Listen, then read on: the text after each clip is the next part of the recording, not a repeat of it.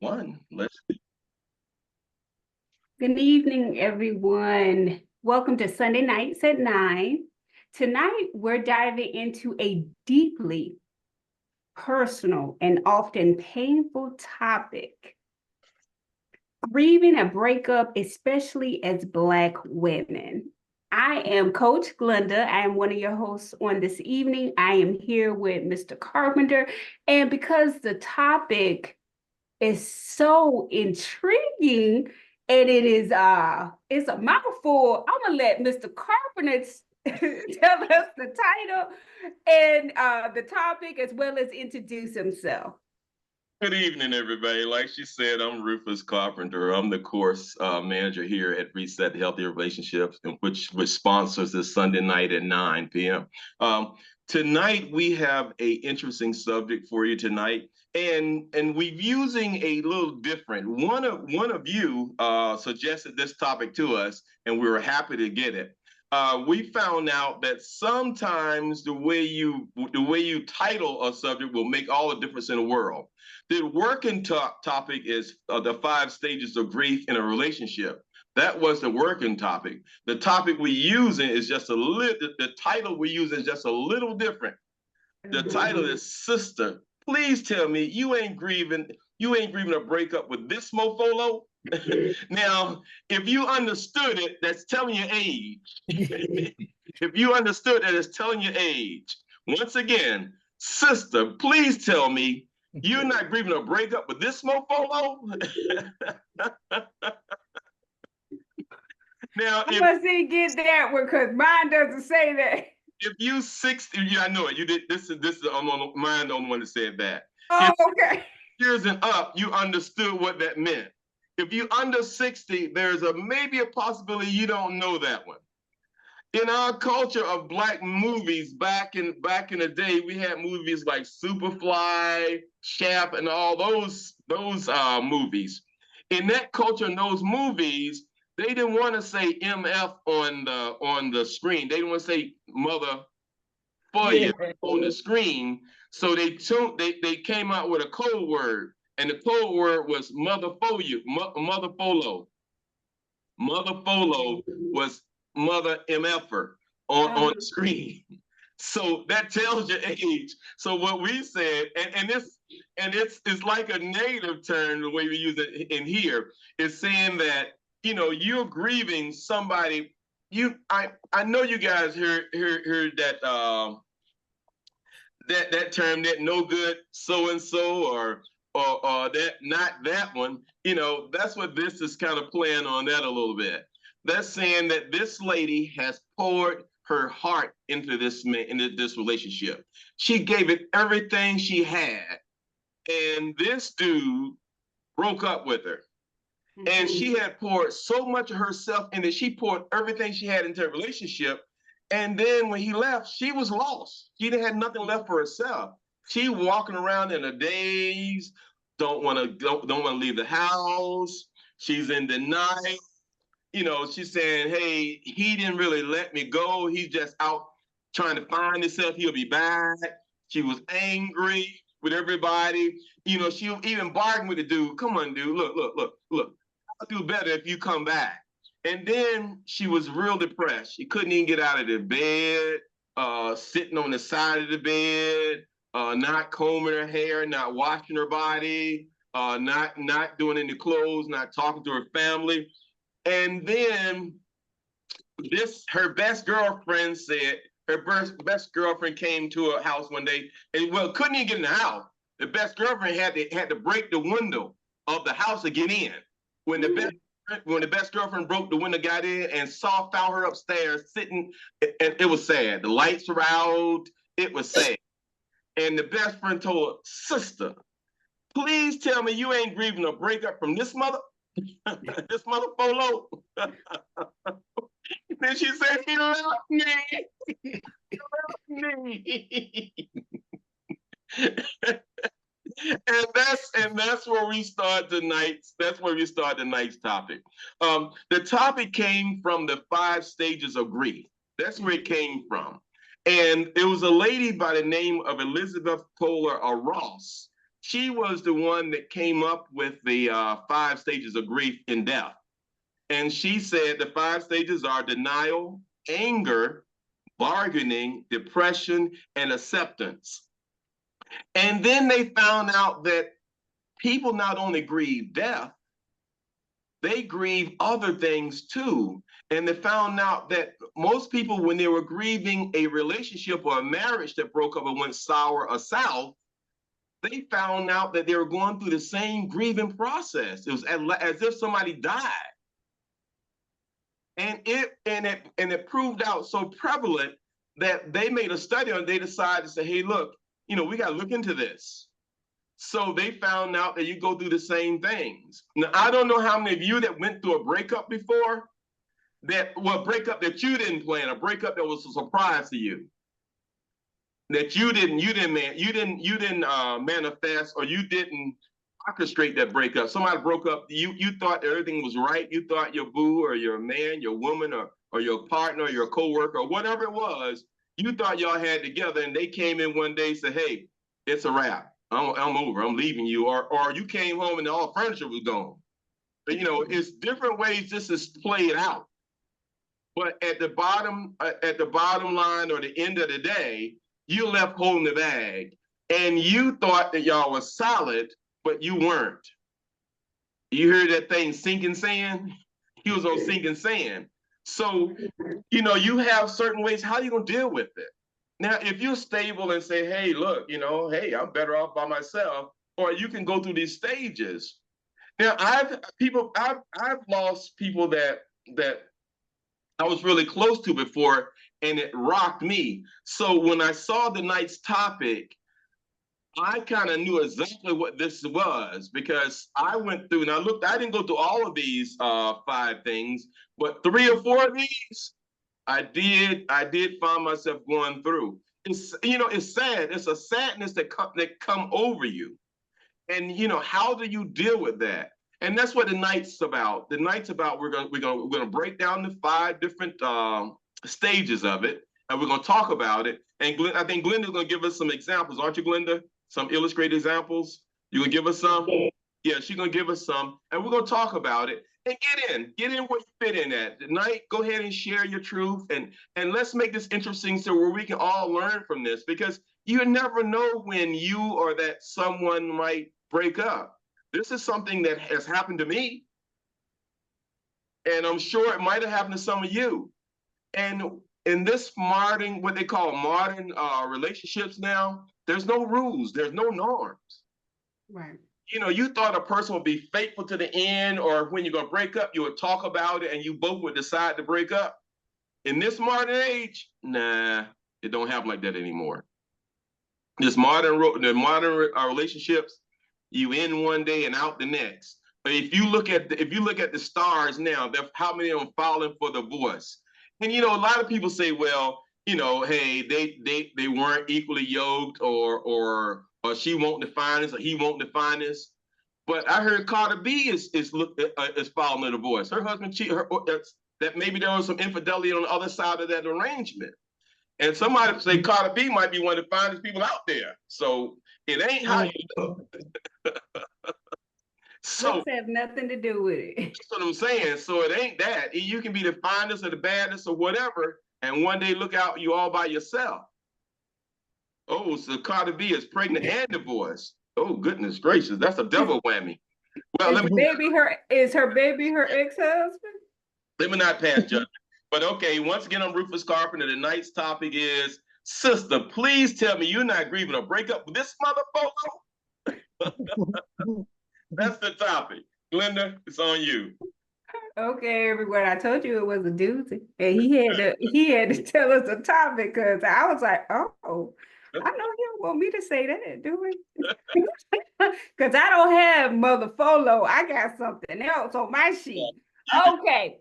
We're going to kick it off with. Wait, let me stop. I got to stop. Okay. So Glenda has the real topic. She has it spelled out.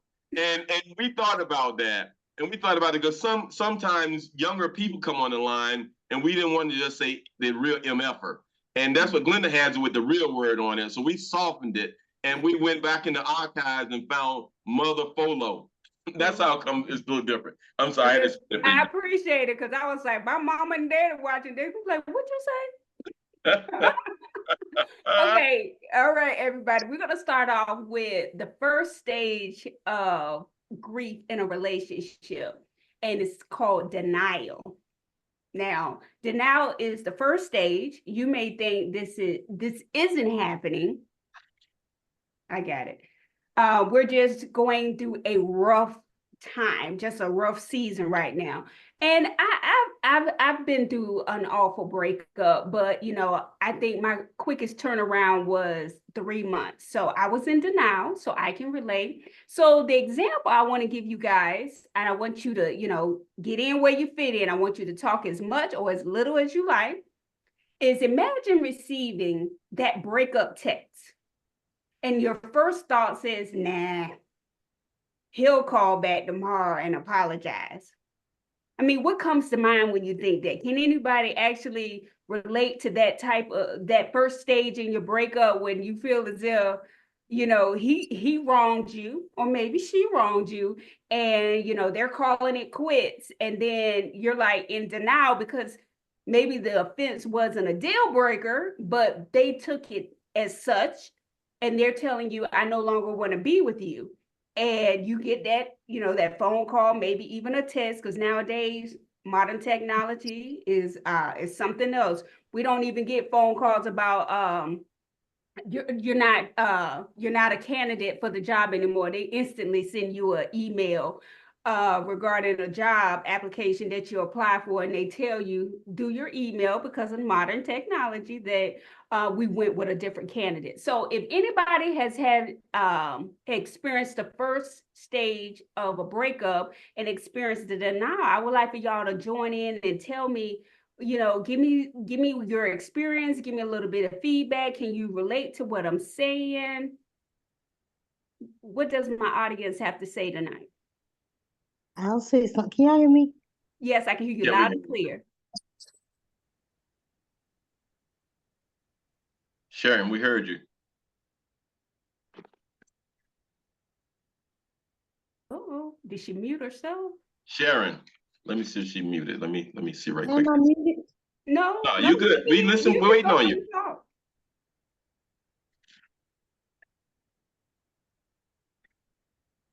Sharon, are you with Oh, us? can y'all hear me? Yes. Very well. Oh, okay, I dropped my phone over the weekend and it's broken. But anyway, in my experiences with a breakup call or that first shock of it, I already knew it was coming. It was just a matter of time. So I don't think it really affected me as bad as it could have because I was already halfway prepared. And I always felt relieved Okay. in a way. So you really didn't have to go through all 5 stages. No, no, because I went through most of the stages before the actual verbal notice. Right. Then she went straight to 5. She accepted it right out the gate because she Okay. kind of puts in it. So she was in step 5. That's the Yeah, final yeah, stage. yeah, that That's the exactly. final Yeah, stage. When you accept it, you're saying, okay, hey, okay, what it is, what yeah, it is. right, right, right, right. I wasn't shocked, so I think it was more or less like I expected it, and I was kind of relieved that it finally was out there. Mm. And I'm glad you said that because sometimes it's both relief and frustration and tension. Because sometimes we say we want certain things and we think that it's going to bring us a different pleasure or a different outcome or a different feeling or a different emotion. And then a lot of times when we think we know what we're going to get and accept, it's something different. You walk away saying, damn, you know, you bewildered a little bit because I know a lot. I know sometimes I've been in a relationship and I did stuff so they could break up because I didn't want to be the one to break up. Like neither one of us want to be the first to say goodbye kind of Right, deal. Right. And I would pick a fight or argument or do something so they'd break up with me.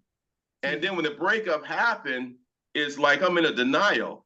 And I orchestrated it, but I didn't get the feeling I thought I was gonna get. I didn't get the pleasure of saying, phew, out of there. It was like, she left me. So I understand very well, Sharon. Thank you for sharing that. Oh, Andre said something very interesting. I got a kick out of. He said a breakup via text or email is is a first fight. I guess he like most grown folks. No, tell me, pick up the phone and call me. Let's meet up somewhere. Let's talk about it. Then he took it all the way to stage 2. Why don't you say what stage 2 is? It's talking about it was a fight. So let's talk about stage 2. Since Stage we two off is- denial, now we get to stage 2. Can I make a comment? Yes, go Yeah, ahead. let Please Dr. fit Johnson in where first. you fit in. Yeah, well, my experience was a dear Linda note left on the table. I went to New York, got back home to Maryland, and it's a dear Linda note on the table. Well, And I'm tell us like, your and I feelings. didn't see it coming. I did not see it coming. So the denial, because I didn't see it coming, but I was angry. And after I got through the anger, I accepted it because I understood. I understood why it happened, and I accepted it because you don't want to be with somebody that's playing crossing the fence with you. Right. So I accepted it. Now, like Sharon said, she kind of felt it was coming. Did you have any indication that you thought it was coming, or was it totally a surprise? None. She said Okay. Totally it was totally surprised. unexpected to her. Okay. Wow, this is different. Yeah, it is. Oh, Definitely y'all is. can hear me. Yeah, we heard you. It is Oh, different. good. You're right. You had a right response. That's different. Oh, Okay. Anyone else want to talk about that? We're in anger. We're in number 2 now. We're in the reality of breakup, and it makes you feel intense anger. And the anger can be directed at the person, that the ex-person. It can be aimed at your friends. It can be aimed at someone that butted in. It can be aimed at someone that said, "I told you so." Or you can be angry at the situation itself. You know, when you're angry, the first thing you holler unfair. Right. Back in the day, there was a leadership book called "Who Moved My Cheese," and it was about these hobbits or little mice, whatever it was, and they thought they was entitled to something. So when their cheese was moved, they thought it was entitled to something. Who moved my cheese was unfair. In a relationship, if somebody break up with you, is it unfair? No. So it's the same thing. So anger. Sometimes it's a blessing in disguise. Okay. say, Yeah. And talk more about this. Explain that, Glenda, because you what are you saying there? That it's a blessing in disguise when they break up. Because Give me more of that. whether you saw it coming or not, or even if you did see it, in both Sharon and Linda's example, God, me personally, I feel like God knows best. And sometimes he will make things come to a halt quicker. And, like sometimes, like Linda said, it was totally unexpected, but maybe God knew this is not the one I want you with. During this time of this season, this is not the one. And then, like Sharon was saying that she knew it was coming. She went through all 5 stages before it even got to the breakup. So it came to a point where it's like whatever happens, happens. It won't even bother me now because I know that I tap out real quick. I'm like, oh, this ain't going nowhere. Oh man, please. I just tap out and I don't get angry anymore. I don't go into a depression, but I just tap out. Sometimes it's just not meant for you and you need to accept it sooner than later.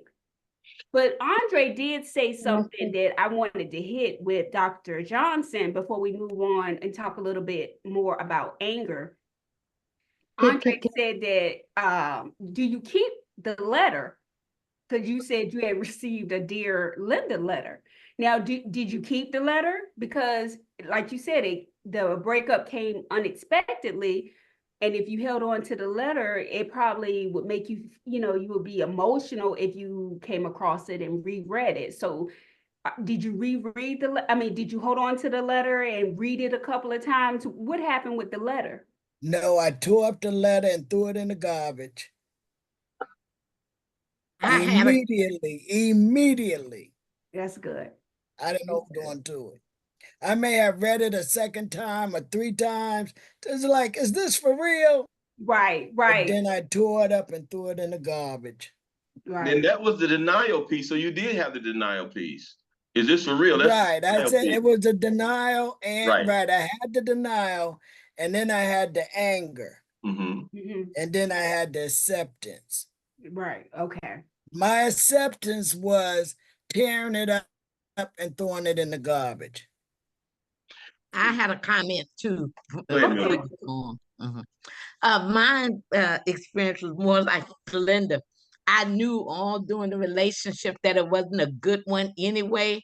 And then when he thought or had an excuse, I had already said, well, good riddance. And that's what need to happen anyway. God got somebody better for me. That's But right. Lord have mercy, I could hardly wait for the next one to come or for him to come back. And I said, here I go again, and got right back into the same thing. Didn't work any better. Then I said, Lord, if you get me out of it this time, I ain't going back. Forget it. Been there, done that. So that was denial, thinking that it had changed and thought, well, God got something better, but I didn't even wait for God to bring something better. Right. But yeah. You got to give yourself a little space in between Yes. the breakup. Yes, and I knew it was best that we break up, but I still went back anyway. So you really had this Mother’4-Low, huh? Yes. Yes. Okay. Okay. I So was on the road today, so I had an opportunity. Remember, I know you guys remember when the founder members, Carolyn, who died recently, we honored her one on our shows. right. I tuned into her church, and I think it's at something about the Sanctuary of the Square. I forgot the name of the actual church, but I listened to the bishop preach this morning, and he said that God is increasing your faith, and he said something that now God is going to pluck somebody out of your life. That God is plucking out of your life, and that plucking out of your life is to increase your faith. So when I realized our topic for the night, and I saw that, I said, goodness gracious, for such a time as this. I said, wow. Amen. So it's interesting. Go ahead, Glenn. I'm sorry. I had to share Okay. that.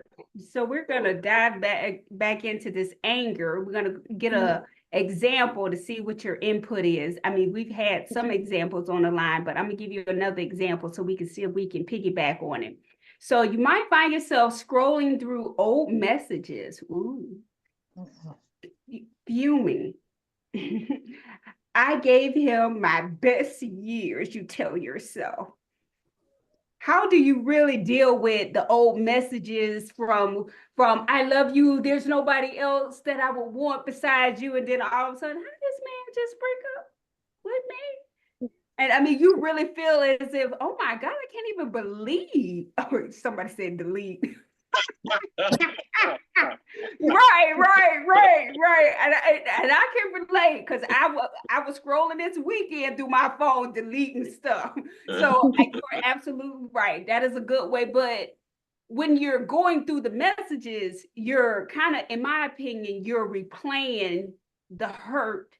And until you actually physically delete it, you can always return back to it. I have a friend that she constantly does that. I said, why are you punishing yourself? I'm like, if he's gone, he tells you that he doesn't want you, you need to cut that out. You're the only one that's sitting here unhappy. He done moved on. He laughing and smiling and skinning and grinning in someone else's face.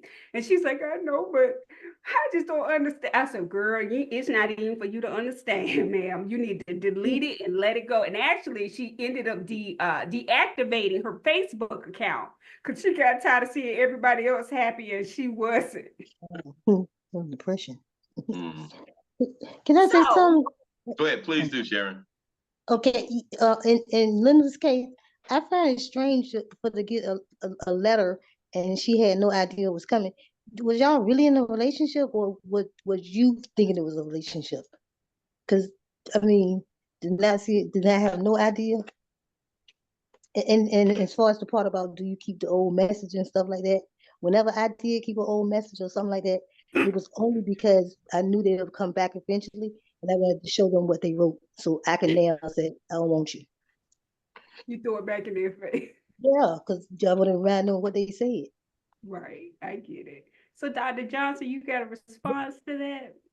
Well, and my circumstance at the time when that happened, he came out of the closet, put it like that. Oh, He came out of the closet. you I made had him no look idea. right. Okay, I understand. So because of who you were, you made him look good and look like a man. Yeah. Yeah, Mhm. exactly. Girl, I would just brush that under the rug because that wasn't your fault. And right here, I want to remind everybody of our policy here. Our policy is the form is it's you and 20 of your girlfriends are in your living room and you're discussing relationship topics. And normally we pick a relationship topic every week, but you can talk about any relationship topic you want because we've got people on the line that will share their truth and help you sort through it. And Glenn and I here are working full time to help you sort through it, but you can get in as much or little as you want to. And if somebody asks you a question you don't want to answer, you can just say no comment. You don't have to answer because we don't want anybody to feel like they're under any kind of pressure. This is a no pressure zone. You're safe. Nobody's gonna talk bad about you. Nobody's gonna know he didn't or know she didn't. This is a place for us to come together and share some things and talk because you don't know who you're helping. Some of the things you're saying I've learned since I've been here. I have changed. I have done almost a 360 turnaround just from the time I've been here. And I'm supposed to be one of the proctors here helping to get the stuff out. And I'm learning. I'm the first partaker of what we're doing. So please, there's some powerful stuff going on here. And we can take advantage of it, And good thing you're in your own living room, your house. So if you want to get some wine or whatever you drink and get comfortable, this is your time. Okay? Go ahead, Glenda. I'm sorry. Oh no, you're perfectly fine. So anybody have any other anger feedback they want to add before we move on to the next illustration? No, I want to say this before anybody say anything else. What do you do if you're on the flip side of anger? Because I had 2 breakups where I got socked in the eye both times. Literally? Yeah. So I'm wondering, I'm on the other side, and I don't know why I socked in the eye. I turn around, pop, like, oh, oh, so You might have had it coming. Yeah. maybe, but what do you do if you're on the other side of that anger? You're not angered, they're angered. How do you deal with that? How do you handle that if you're on the other side? Block them. I was trying to block. I should have blocked the part. You literally got hit in the face. Yeah, twice. And one time it scratched my cornea. Oh, you was dating Mike Tyson or Holyfield one. What's going on with you? What kind of women you talking to? Yeah, but hey. Hey, good evening, everybody. I don't mean to talk over nobody. I just this is the first time that I joined this. I was invited to join, and it's funny because we talk about relationships, right? And I was married for like 13 years. Mm-hmm. And then we've been divorced for like over 25, for a long time. And for about for about 15 of those years, I was really hurt. I was really hurt because, it was really, I look at the part I play in stuff, and I played a big part in that not working out, But lately, for about the last couple of months, she and I have been communicating for the sake of our son. Our son is having some issues, and we had to come together to help him out. But I noticed that this time around, we like the best of friends. We, it's real cool. But I was wondering, I was always wondering about that. Why, because she called me out the clear blue, be calling me. I don't be expecting it and stuff, and I be reading other stuff into well, maybe she want to get back to me, but but leaving it alone. But I say all of that to say that I'm glad that I joined this night, because it's answering a lot of questions in my brain. I don't have to sit up and wonder about stuff. But I was I want to share this to be done. Somebody had shared with me a while ago. They shared this point with me. They said a lot of times we fight tooth and nail to hold on to the very thing, God trying to move out of the way to make room for something better. And that right there helped me to calm down a little bit and start seeing things a little more clearly. But you know, just for the day, man, I'm glad we back communicating, but we doing it positively now. You know, we working as a team now, and Awesome. you know, I think that's a good thing. But I'm glad I joined tonight, man. I needed to hear what I'm hearing tonight. Well, that's good. Very I'm good, glad we Luther. were able to Yeah. assist you. That's one of my exes. Your mic is still on. Remember that your mic is Oh, still good. on. No idea. Yeah. We want to hear Yeah. everything, but Yeah. some things we don't need to hear. Yeah, I know it. I was saying Yeah. to myself, I don't know how to. Yeah, we learned a lot though through our little adventure. You know, Yeah. we learned a lot. You know, today she and I is like the best of A real friends. good friend. Yeah. Communication is Awesome. really Awesome. open. You know. A Awesome. lot of people don't have that story. Yeah. But you probably went through all 5 of these stages, and right now we're at the second stage of anger, and you kind of hit it on that a little bit. But that last stage is acceptance, and that stage really helps you out, because once you accept it and you accept you first, like you said, you honestly you and I'm glad you made that statement, because you confessed your part in it. And you knew, you knew that you weren't a saint doing it, so you accepted your part. And that sometimes, and I'll let Glenda talk for the women, but I know sometimes women just want to hear you say it, and hear you apologize, and hear you fess up, because they claim that the men do all the dirt in the world, and we never want to take our responsibility for it. We never want to own it. And we think like our ass we talk like our ass don't stink. That's what women be saying. And Glenda, take it from here. I just had to set it up for you. Well, that's true. I mean, I personally think that way. I feel as if y'all do all the dirt in the world and you don't have any remorse. I mean, a lot of guys that I've dated, it's like when they doing wrong, and I'm like, you can't even make this make sense to me. I'm like, you think this right? And whenever I go back and tell them, would you like that to happen to your daughter or your mom, your sister? They get quiet. So it's like, I think one guy came back to say, but you're not my mom. You're not my daughter. You're not my son. I said, exactly, but I am somebody's daughter. So I got out of thinking that people want to be treated like, the same way they would want to be treated. So I was like, oh, that's fine. That's fine. Because I'm going to do me regardless. But I know that when it comes to dealing with a man, they on a serious delay button when it comes to apologies. They are my boyfriend, he tells me, you don't apologize to you. I was like, when I'm wrong, well, quite frequently here lately, I feel like I've been right. So I don't feel like I have to apologize. And he has a problem with that, in all honesty. And, and I have to think about it. I was like, what I started doing was I started to think before I speak, even though it's the truth. Because sometimes people can't handle the truth, no matter how you say it. You can say it calmly, or you can say it in an angry tone or in an angry way. They still won't receive it. So I just started to, think a little bit more. How would he take this? And then sometimes I just got to tell him that's not going to work. You were wrong when you said that. When you did that, you're going to have to come correct with that. But I do feel like men are on a serious delay when it comes to apologies. It's like they do wrong all day long, and they feel like they're justified. I don't know what line they went in when God was creating them, but they didn't get into the apologetic line. They got in there, let me do you dirty line. Okay, let's move on to number 3, because you sure? You don't have no comments, sir? No, you're going to mess around. This is going to be a part 2. So let's get part 1 out the way. Yeah, because you did what I told you to do last week. You got 2 weeks worth of topics. All right, we're going to move on to bargaining. Let's see what we got with bargaining. Bargaining is the stage where we start thinking, what if I had done this differently? Honestly, I mean, I can see how that would apply.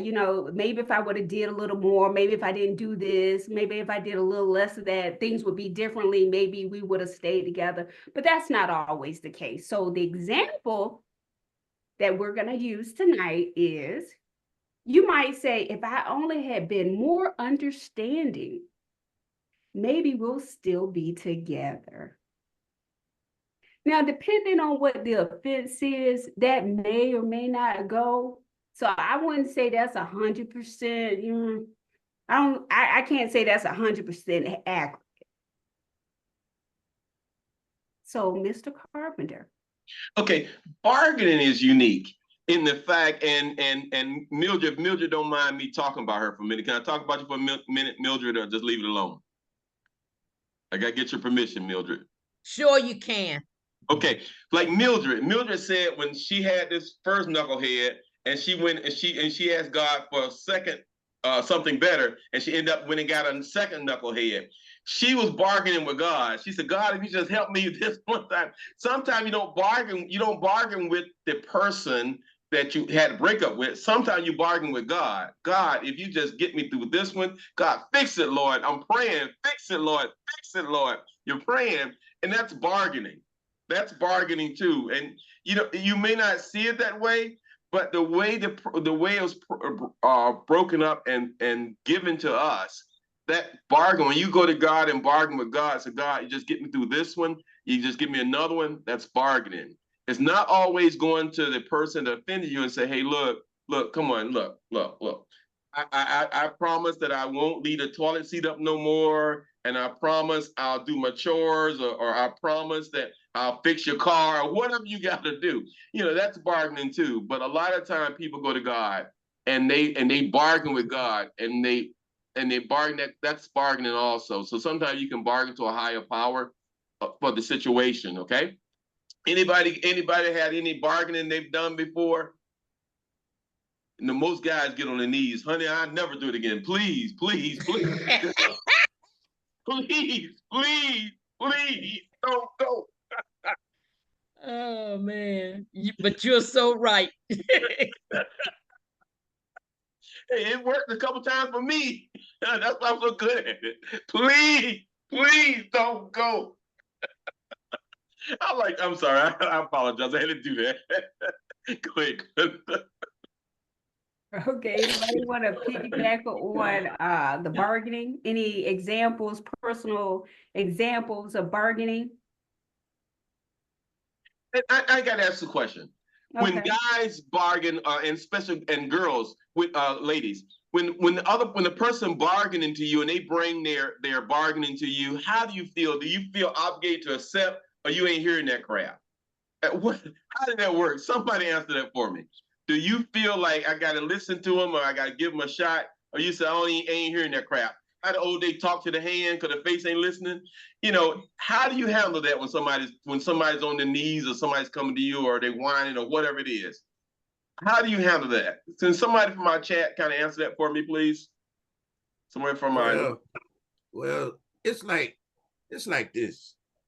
In the beginning, back in the day, when stuff like that, you know what I mean? I was always the one doing the bargaining. I was always the one on my knees, but every now and then the script will flip, and back then I was just so, I was an angry person anyway, so when they come now, I take the bargaining and try to use it against them to manipulate, do all that type of stuff, right? Exactly. But but today, I've really grown from that, and when people do that, when people wrong you, like I said, I practice looking at the part I played and stuff first. Mm-hmm. Then we can move on to everything else, But that was an adventure. My marriage was an adventure, up and down, sideways, upside down. I mean, because I didn't know how to be a husband and she didn't know how to be a wife. And then we had children in the middle of everything. And so, I mean, it really, God was all in that because we showed it, what we was doing, But, I'm like I said, I always be the one that mess up, and I always be the one, baby, don't go, don't go, you know what I mean, and all of that, And like I say, whenever I had the ball, I finna manipulate. I'm finna run this thing in the ground, you know what I mean? I'm finna run it in the ground and stuff. But you know, it's all about, I don't know what I've learned. What I've learned, you know, over that is that, you know, I have to find out why people are in my life. You know, I was like, I consider myself a womanizer back then. And not every woman is in my life for the same reason. Right. So now let me find out why she's there. You know what I mean? She might just be somebody to feed my spirit. She might be somebody to, you know, to coach me for different stuff or stuff like that. You know, but find out why she's in there. Because my prayer is this. I want to get married again, but God, I want to marry one of your daughters, because if she loves you, she's gonna honor me. And I just leave it right there, right there at that, you know.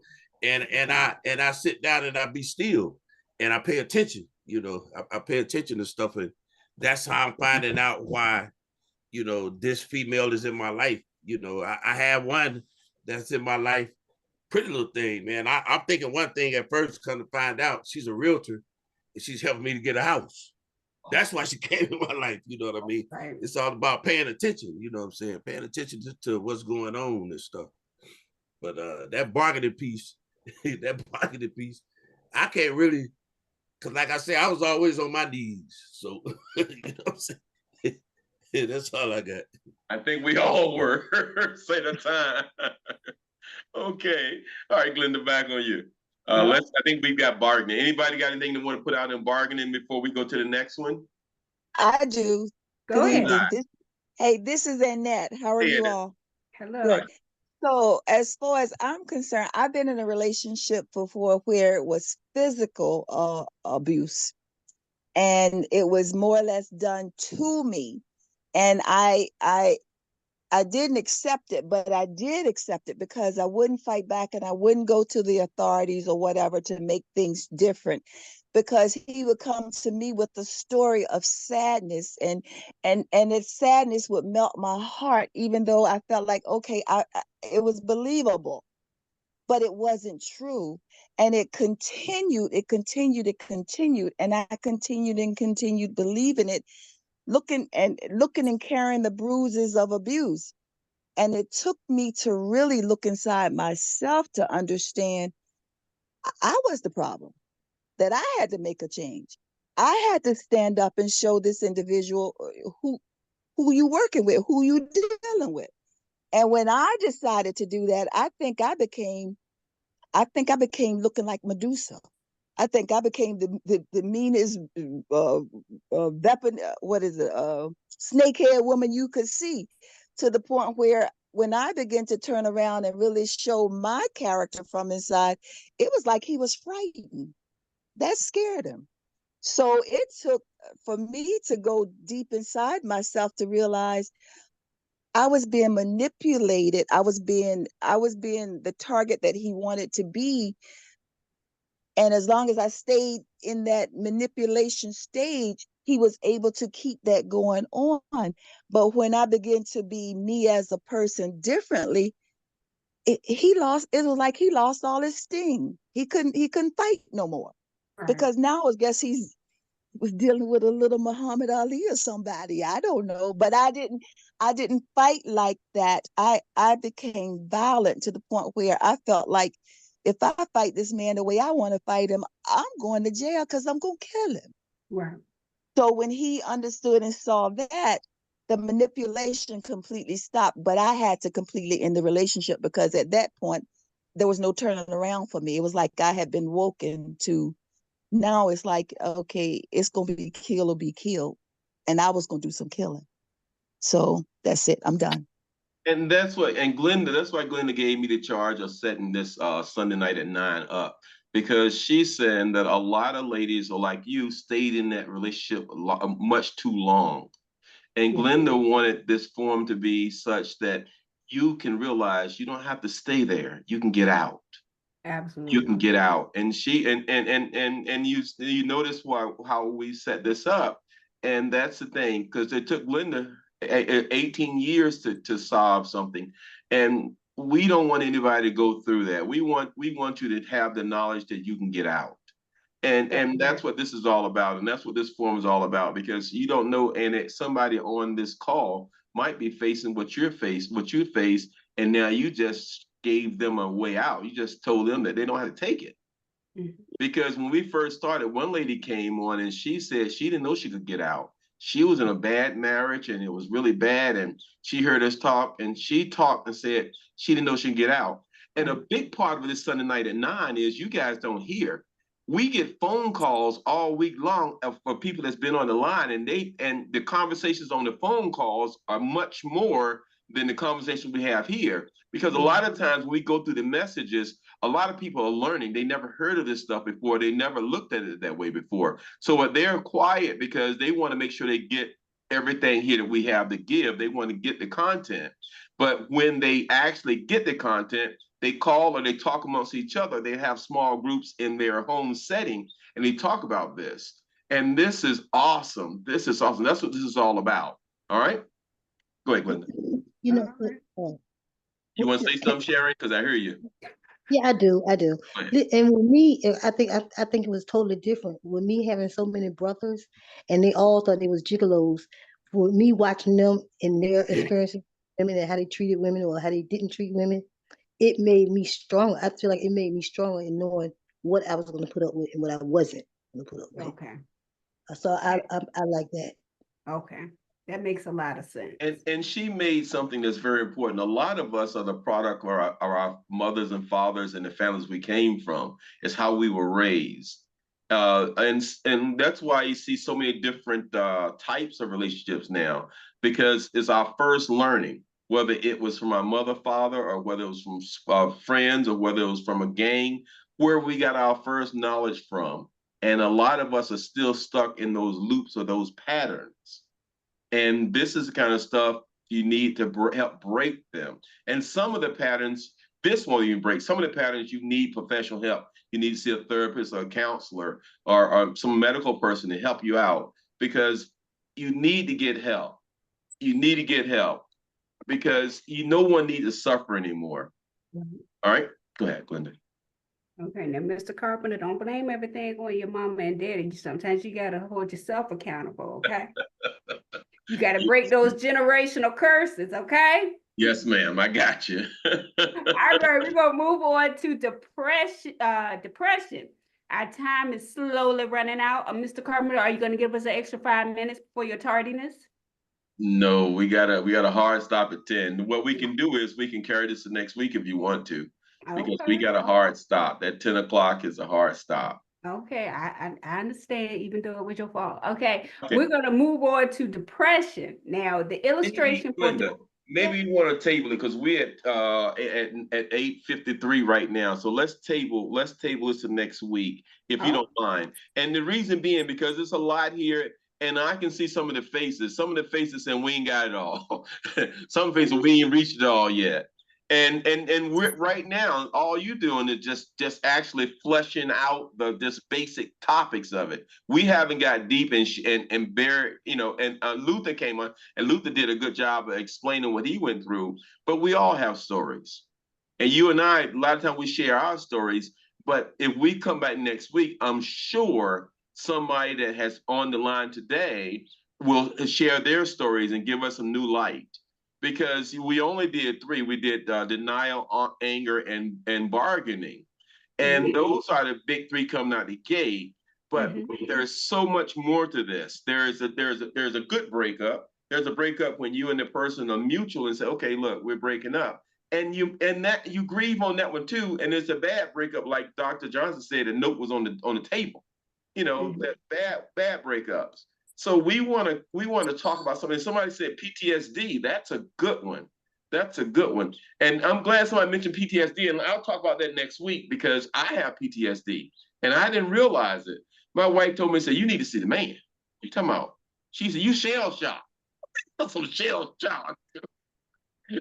So we need to talk about that next week too. So there's a lot still out that we need to talk about. So if you don't mind, Glenda. Yes, that's fine. You're the boss. You're the boss. Close out. Yes, sir, boss. You the boss. I'm just the manager. Whatever. You say what you want. Okay, everybody. I want to say thank you so much for joining us tonight. I know that it's as always, it's a huge sacrifice to stay up until 9 p.m. to have these live open discussions, but we really do appreciate your attendance. And if no one has any other comments or feedback to give tonight, I look forward to seeing everybody next week, next Sunday at 9 p.m. Same day, same time. Mr. Carpenter, do you have anything to add? It's been fun tonight. You guys are awesome audience. Without you, we don't have a program. I know Glenn and I, we work hard to make in the background to make sure this is done and done right. But without you and your input and some of the things you're saying, you don't realize me and Glenn are the first partakers. You guys are really helping us out. I can't speak for Glenn. I can only speak for me. I see the change in myself. I'm slower. I operate a little different than I used to operate just from this forum. So thank you, everybody. Good night. Good topic. Good night. Next week. Good night. night. See y'all next Have a blessed week. week. Same All to right. you. Good night.